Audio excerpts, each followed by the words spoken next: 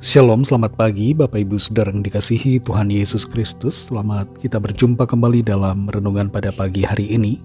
Kita bersyukur karena Tuhan yang selalu baik melimpahi kita dengan kebaikannya setiap hari. Sebelum kita mendengarkan renungan firman Tuhan, mari kita berdoa. Tuhan Allah Bapa kami dalam sorga, Bapa dalam nama Tuhan Yesus Kristus, Tuhan yang baik yang selalu menyertai kami dan ada di dalam hati kami. Terima kasih, kami bersyukur untuk penyertaan dan perlindungan-Mu Tuhan dari malam hingga pagi hari ini. Kembali kami ada karena anugerah-Mu dan karena Tuhan punya rencana yang baik buat setiap kami. Saat ini kami mau mendengarkan kebenaran firman-Mu. Urapilah kami Tuhan supaya kami mengerti dan mentaati setiap kehendak-Mu. Dalam nama Tuhan Yesus kami berdoa. Haleluya, amin. Saudara yang dikasih Tuhan, ayat firman Tuhan saat ini terdapat dalam kitab Imamat pasal 20 ayat 1 dan 2. Tertulis demikian. Tuhan berfirman kepada Musa, "Engkau harus berkata kepada orang Israel, setiap orang, baik dari antara orang Israel maupun dari antara orang asing yang tinggal di tengah-tengah orang Israel, yang menyerahkan seorang dari anak-anaknya kepada Molok, pastilah ia dihukum mati, yakni rakyat negeri harus melontari dia dengan batu." Saudara yang dikasih Tuhan, Perdana Menteri Republik Rakyat Cina pada periode 1998 sampai 2003 bernama Zhu Rongji pernah berkata, "Berikan saya 100 peti mati. 99 peti akan saya berikan untuk koruptor, dan 1 akan diberikan untuk saya sendiri jika saya bersalah." Sejak saat itu hanya ada 2 pilihan bagi para pejabat pemerintah, tidak korupsi dan hidup atau korupsi dan mati. Kebijakan Zhu Rongji seringkali disebut dengan kebijakan peti mati, karena hanya ada 1 hukuman untuk para koruptor, yaitu kematian. Akibat dari kebijakan ini, banyak orang yang takut melakukan korupsi di Cina, dan negara ini menjadi berkembang pesat melampaui banyak negara lain. Kalau kita baca kitab Imamat pasal 20 ini, sebagian dari kita mungkin akan bertanya-tanya, mengapa Tuhan begitu kejam, begitu keras dengan memberikan hukuman mati kepada orang yang melakukan kesalahan. Tapi kalau kita mengerti tujuannya, kita jadi dapat memahami mengapa konsekuensi dari dosa begitu keras. Kembali kita baca Imamat 20 ayat 1-2 ini. Tuhan berfirman kepada Musa, "Engkau harus berkata kepada orang Israel, setiap orang, baik dari antara orang Israel maupun dari antara orang asing yang tinggal di tengah-tengah orang Israel, yang menyerahkan seorang dari anak-anaknya kepada Molok, pastilah ia dihukum mati, yakni rakyat negeri harus melontari dia dengan batu." Di dalam ayat-ayat pasal 20 ini, terdapat begitu banyak aturan tentang hukuman mati bagi yang melakukan dosa dan kesalahan. Dan kalau orang-orang tidak memberikan hukuman mati kepada pelanggar atau pendosa, maka firman Tuhan katakan bahwa Tuhan sendiri akan melenyapkan dia dan bahkan melenyapkan juga keluarganya. Mengapa hukuman Tuhan begitu keras? Mengapa harus hukuman mati? Perlu kita sadari bahwa upah dosa ialah maut, dan bukan sekedar maut dalam artian kematian secara jasmani, tapi maut dalam artian kematian kekal untuk selama-lamanya. Kekudusan Tuhan tidak boleh kita permain-mainkan.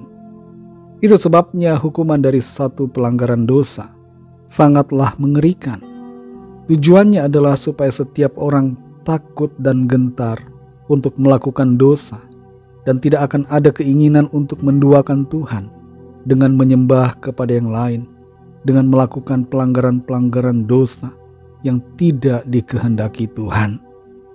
Hukuman terhadap dosa itu begitu keras, supaya setiap orang sungguh-sungguh hidup dalam ketaatan kepada firman Tuhan, sehingga setiap orang menjadi kudus sesuai dengan kehendak Tuhan. Saudara yang dikasih Tuhan, sekarang ini kita tidak hidup dalam masa perjanjian lama.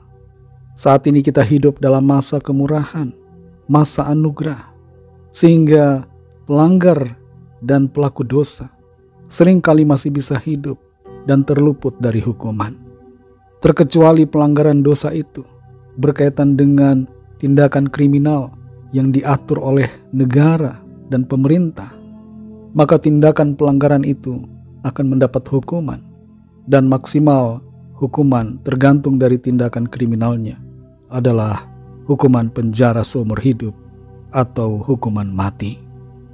Kita semua bersyukur karena saat ini kita tidak hidup dalam perjanjian lama.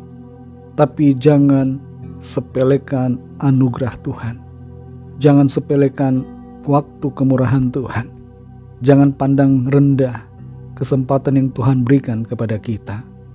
Masa kemurahan saat ini, biarlah kita sungguh-sungguh pakai untuk hidup seturut dengan kehendak Tuhan dan setia kepadanya sampai akhir hidup kita, sehingga kita masuk dalam kekekalan, hidup bersama dengan Tuhan di dalam kerajaan sorga.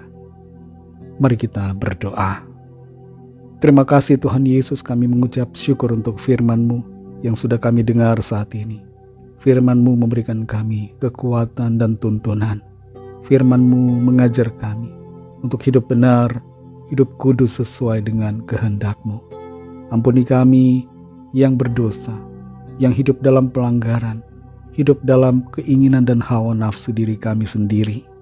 Ampuni dan kuduskan setiap kami Tuhan, dan pimpin kami supaya kami hidup menyenangkan Tuhan, senantiasa mentaati apa yang menjadi kebenaran firman-Mu. Berkati kami ya Bapa di sepanjang hari ini, dalam segala tugas aktivitas kami. Jadikan kami berhasil dan berkemenangan di dalam segala perkara. Kami berdoa bagi yang sedang dalam keadaan sakit dan dalam persoalan. Lawat setiap kami dan nyatakan kuasa pertolongan-Mu dan mujizat-Mu yang ajaib bagi kami. Kami serahkan semua ke dalam tangan kasih-Mu. Dalam nama Tuhan Yesus Kristus, kami sudah berdoa dan mengucap syukur. Haleluya. Mari sama-sama kita berdoa, doa Bapa kami. Bapa kami yang di sorga, dikuduskanlah nama-Mu, datanglah kerajaan-Mu, jadilah kehendak-Mu di bumi seperti di sorga. Berikanlah kami pada hari ini makanan kami yang secukupnya, dan ampunilah kami akan kesalahan kami, seperti kami juga mengampuni orang yang bersalah kepada kami. Dan janganlah membawa kami ke dalam pencobaan, tetapi lepaskanlah kami daripada yang jahat, karena Engkaulah yang punya kerajaan, dan kuasa dan kemuliaan, sampai selama-lamanya. Amin. Terimalah berkat Tuhan. Tuhan memberkati engkau dan melindungi engkau. Tuhan menyinari engkau dengan wajah-Nya dan memberikan kasih karunia.